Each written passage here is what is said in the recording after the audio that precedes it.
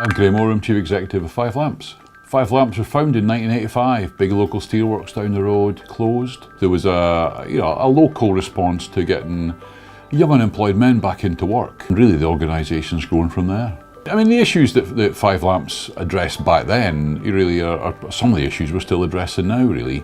Helping people to retrain, get back into jobs, to re-engage socially, to think about starting businesses. And probably the biggest change really is we've recognised that so many of our customers who have issues with employability are also financially excluded. Five Lamps have been involved in the financial inclusion marketplace since around 2007, offering affordable and responsible personal loans to financially excluded individuals. There's things that we do charitably. We run a purpose-built youth centre that we built in 2002, and fantastically in the last 12 months it's broken even as a youth service for the first time.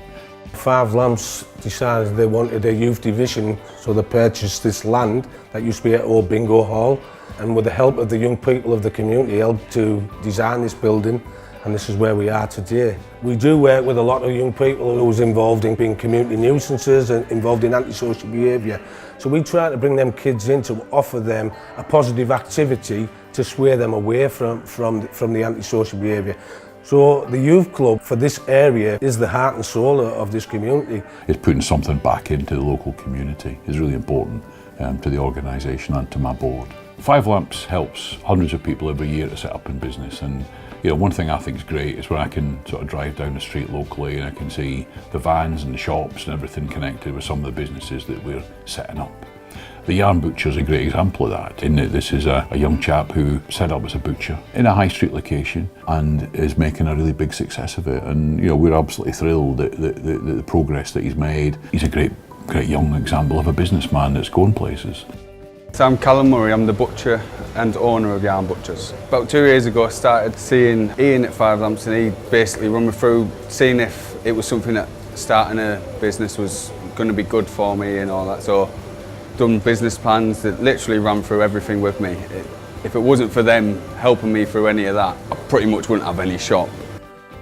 I think there are lots of things that other social enterprises can learn from Five Lamps' resilience.